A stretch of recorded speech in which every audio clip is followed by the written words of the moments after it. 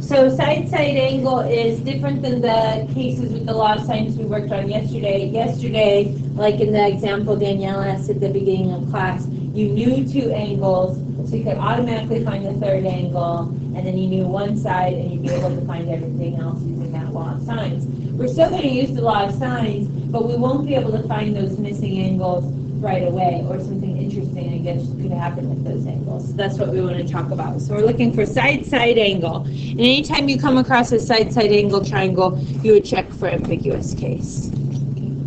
So, apparently my arrow doesn't work today. I'm going to start with a visual to kind of show you when I start talking about what happens with the ambiguous case, what I actually mean. So we're going to see the beginnings of a triangle on a little GeoGebra worksheet. And I'll post these notes to my website after school today. And if you want to play around with the GeoGebra worksheet, you could type this into a web browser and it would take you there. But it probably shows up over here. So hang on. I've got to pull it over.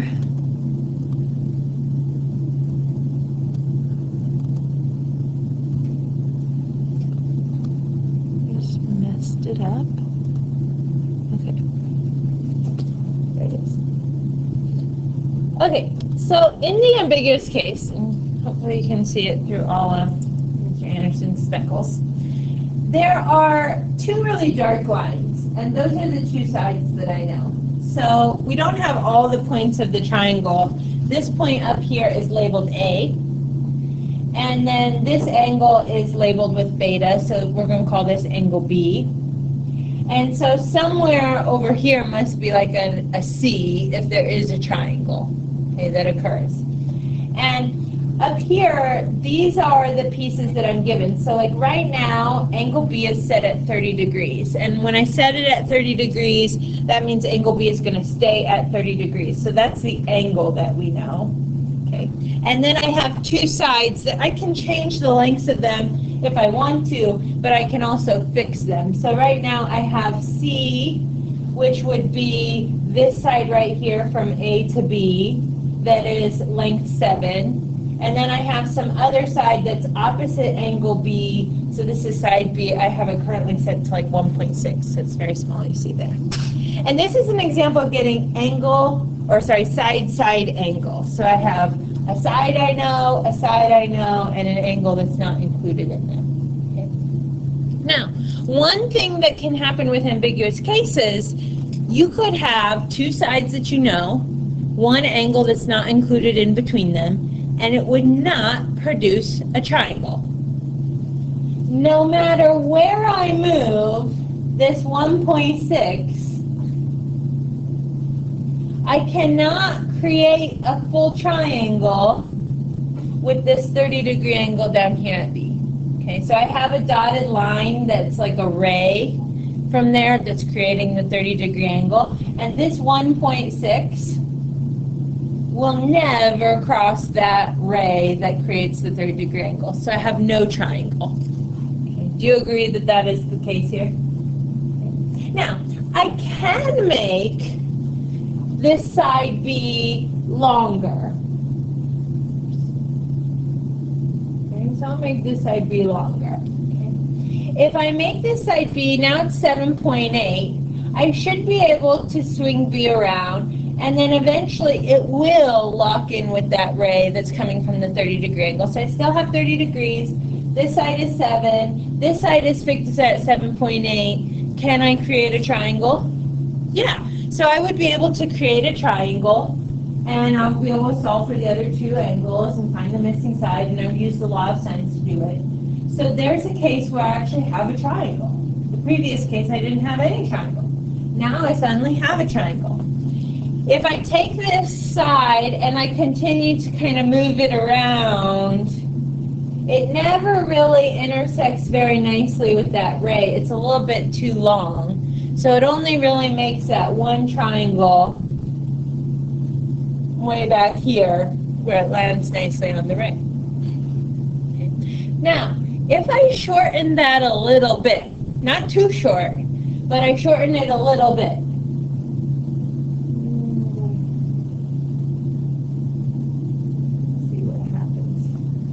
I shorten it, I've got like something like 6.1 right now.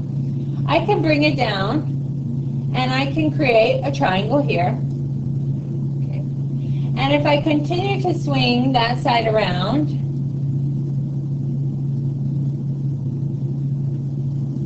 I can create a second triangle. It meets back with that line that is the ray from the 30-degree angle.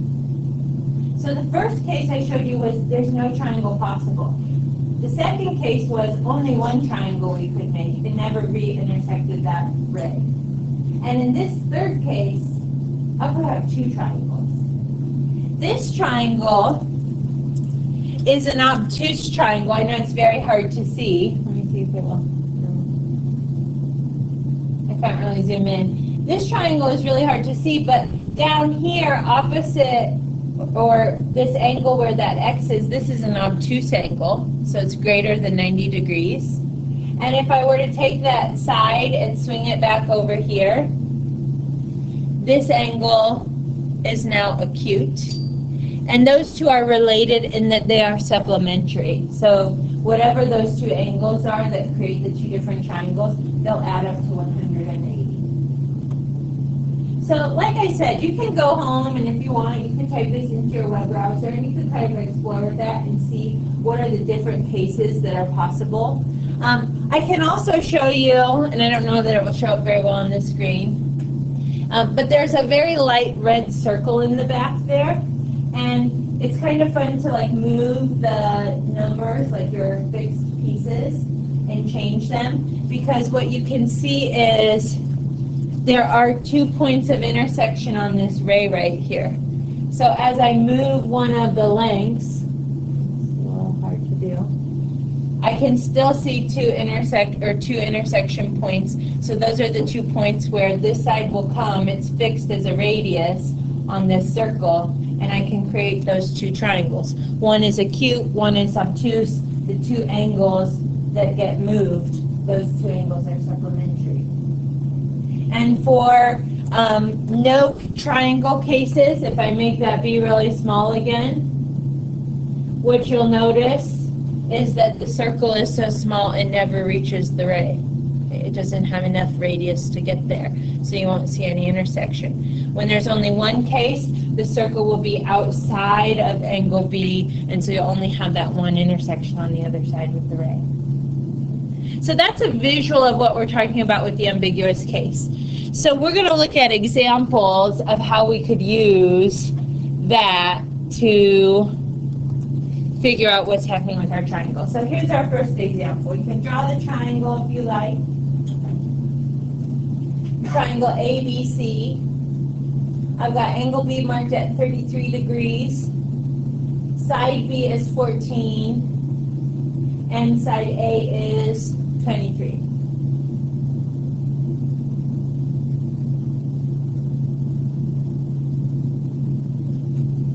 So in a side-side angle triangle, you'll always have one pair of like corresponding sides in an angle. In this case, it's B. I know angle B and I know side B.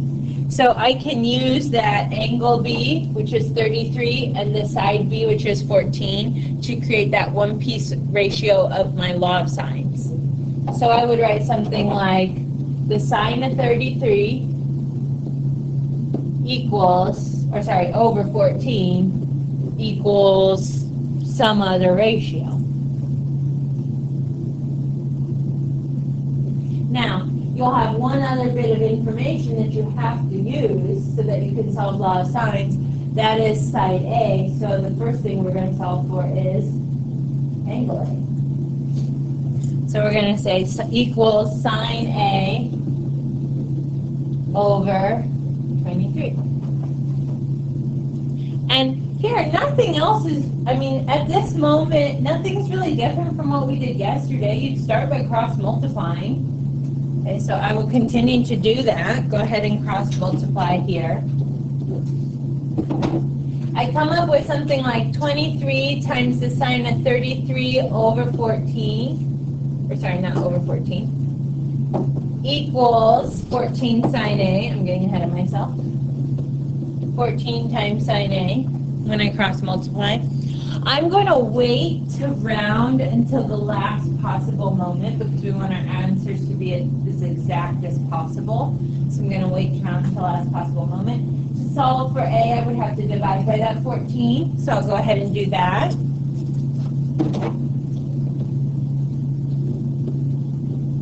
And I still won't go to my calculator because I don't have A all by itself.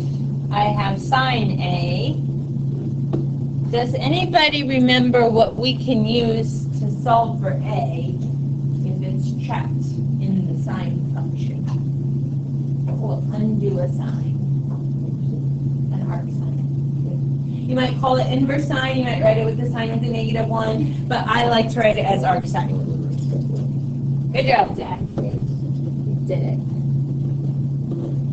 And that was like right away, too. You're on top of it for 7th hour. Impressed.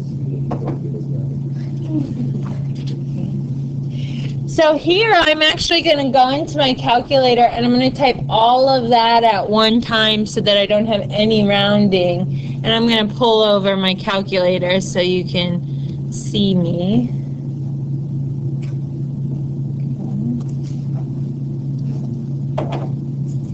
And so in my calculator, I am going to do second sine to get the inverse. I'm going to do 23 times sine of 33, close that parentheses and divide by 14. And it looks like my angle could be 63.48. Are people getting that? Yes, no? Did you check to see if your calculator's in radian or degree mode? It is in degree? Okay, let me see your calculator.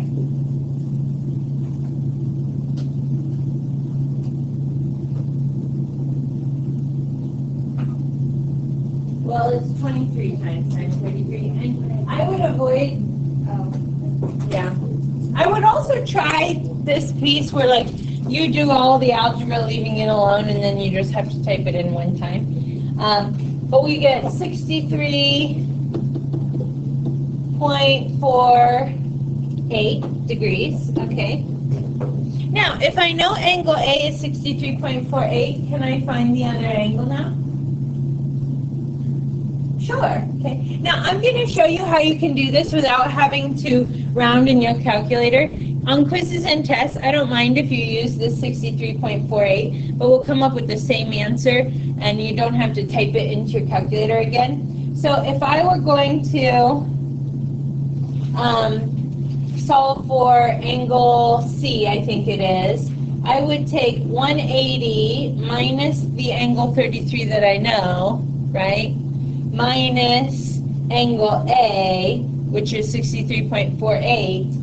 But what I can do in my calculator, and just so you know you have this capability, I'm going to type 180, I'm going to type minus 33, and then instead of having to round this to 63.48, if you just hit second and the negative sign, it has the letters A and S above it, and that means the answer from the line before in your calculator. So if you ever want to reuse that number that you got on the previous answer, you just do second negative. And that puts that 63.47814,897 in there. And I get 83.52. So angle C is 83.52 degrees. Now, I am fully aware that you'll also get 83.52 if you do 180 minus 33 minus 63.48. So it's not a huge deal to me if you're not using that answer button. I do want to make you aware that that's there. It's a handy tool in your calculator. And now that I have that sign of the angle C, I can solve for side C, right? Okay, so set up a new law of sines. And I would use the same ratio I used in the first one, sine of 33 over 14 equals, now I'll do the sine of 83.52 all over C. And then this is very similar to what you did yesterday, cross multiply, divide, you'll have your answer. So we'll say C equals 14 times the sine of 83.52 divided by sine of 33. And I'm going to type that into my calculator. So 14 sine, and I'm going to use the answer from my calculator, so I'm just saying second answer again, because 83.52 is already my answer. So I don't even have to type it. I just use second answer. And then I divide by the sine of 33, and we find out that side C is 25.54.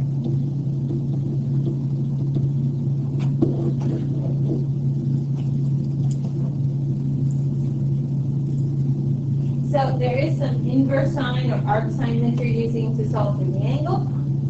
That's new from yesterday. The other thing that's new from yesterday is we found a triangle that works. So we know there's at least one. But because this is the ambiguous case, there could be two triangles that work. So I've got to go back and I've got to check to see if there is a second triangle. And we're going to get in the habit for side-side angle. We're just always going to check to see if that second angle exists. So I'm going to go back up to the very top. I'm going to label all of this as my first triangle work. Okay, I solved one triangle. And now I'm going to try for a second triangle. There shouldn't be a lot of work. I mean, there is some work, but there shouldn't be a lot of work for the second triangle because you've done most of the setup on the very first piece that you need.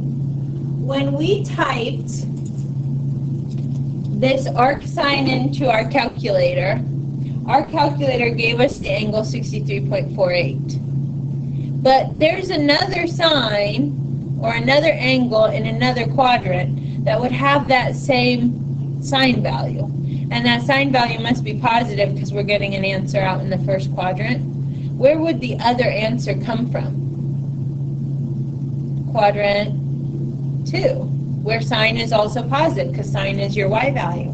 So remember what I said in that GeoGebra file. The two angles are always supplementary. You can think about this like a reference angle. To find that angle in quadrant 2, knowing your reference angle, you'd subtract your reference angle from 180.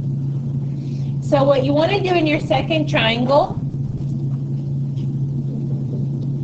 is change your angle from A. Instead of 63.48, use its supplement.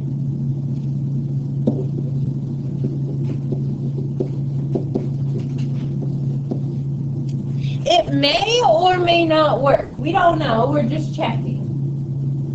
It will always be the supplement. So you will always do 180 minus that number. 180 minus 63.48. That gives me an angle A of 116.52.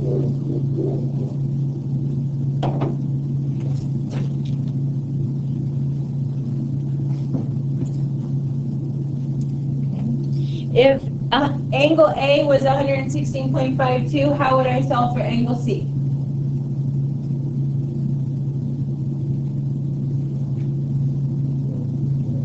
Subtract it from 80 along with the other angle that I know that is 33. Okay, so let's subtract those things from 180.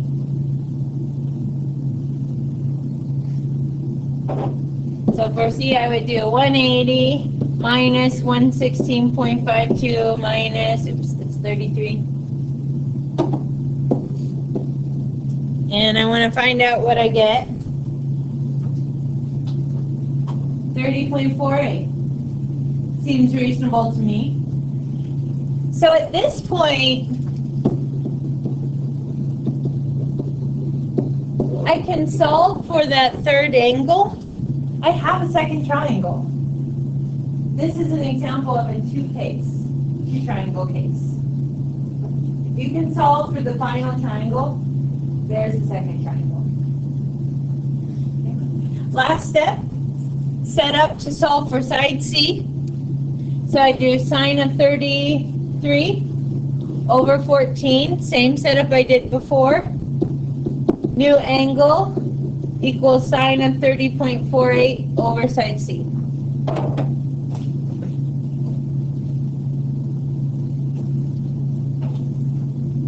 So notice my work is changing for solving for C only by the angle that I've plugged in. Instead of 83.52, now angle C is 30.48.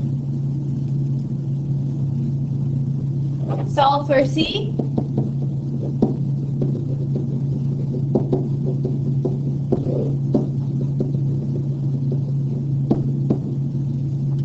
Just got to type that into my calculator.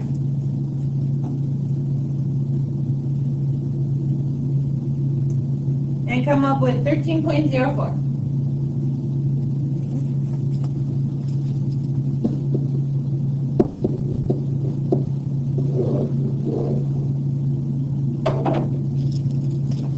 If you look at your work for our two triangles, notice we solved for all of the same things.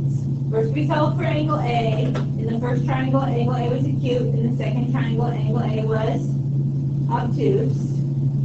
Then we solved for the third missing angle, which is angle C. And then we solved for the third missing side, which is side C. The things from the very beginning of the problem, angle B is 33, side B is 14, and side A is 23. Those things are fixed and stay the same. Does anybody have any questions about what just happened on that slide? Okay, let's look at another example. Can you set up your work and solve for the first triangle, if there is one? Okay, set up your work using law of sines and solve for a first triangle. And you've solved for all the missing pieces. So we have C equals 33.52, A equals 67.48, and angle A is 15.0, or sorry, side A is 15.06. But remember, if I went back up to the top, I would really be labeling this as my first triangle. Seems like I can get a triangle. So this is my first triangle.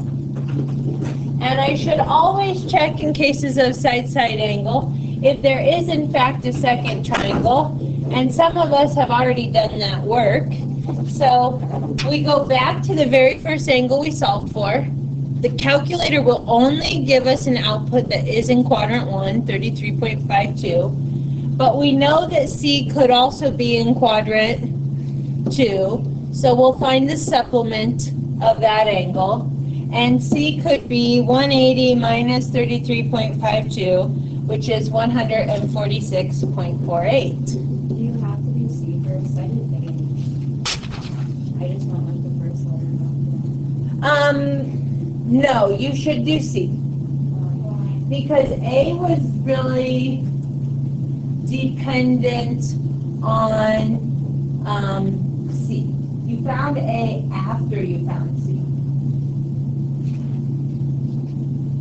So it was really, did you still find out that there was no triangle?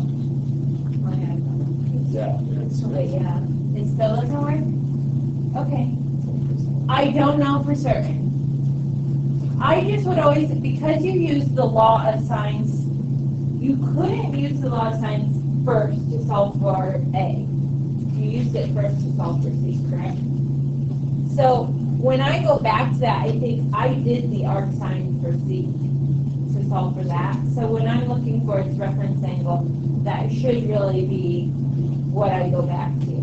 I'll have to look at that, and I'll ask somebody too. Just like within my own reasoning, I should go back to the first one, because that was the only thing you could solve for. The fact that all the triangles add up to 180 is probably really helpful to us, and then that might work for the other one as well. But I would suggest going back to the first one you solved for. Then I saw some people working out, they tried to solve for A, so they went 180 minus 79 minus 146, and does that work? No. Okay. So this is too big. With that 79, we're already past 180, so there is no second triangle. And then you're done. You stop. So there's not that much work that you do to find out that there isn't a second triangle. Now we have one other case, which is what? No triangle. So my last example is going to be a case of no triangle. Go ahead, work this out, see what happens. This is how you'll always know when there is no triangle.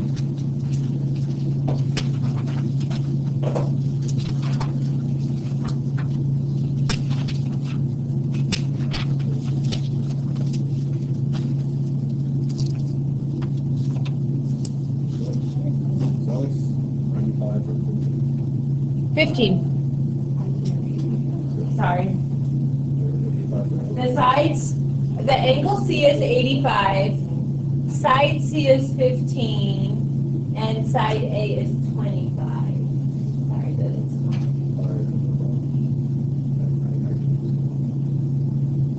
You're not the only one, sure. I apologize. It must be too small. It doesn't, his little speckled board doesn't.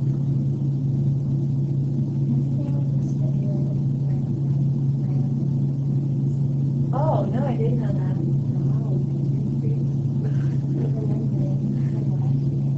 I could see that, though.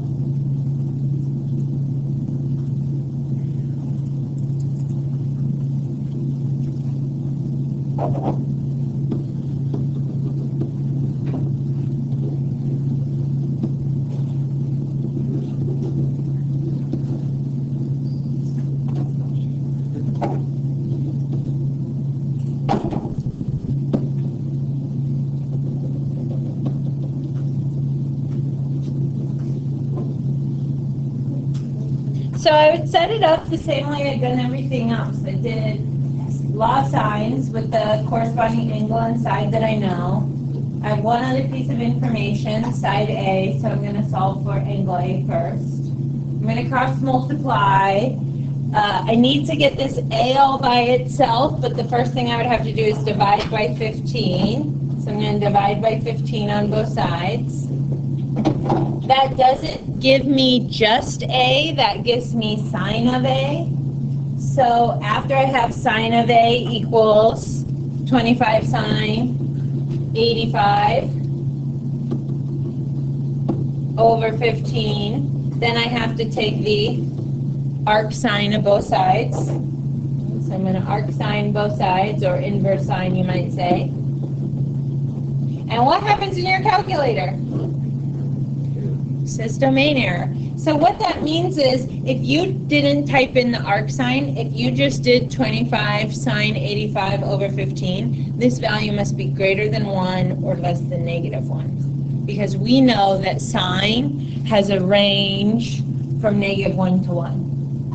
Opposite over hypotenuse. And so that must be outside the range. We can't undo the sign of that because there is no angle that has that sign. So as soon as your calculator says domain error, there is no triangle, and you're done. So no triangle is kind of nice. Work is over. So I think what I would do for all my problems that show up side-side angle, assume there are two triangles until my calculator or common sense tells me there cannot. But otherwise, assume two triangles. Here's your homework assignment. We'll have 10 minutes for you to go ahead and get started. And I think I erased the one that you don't have to do. I did.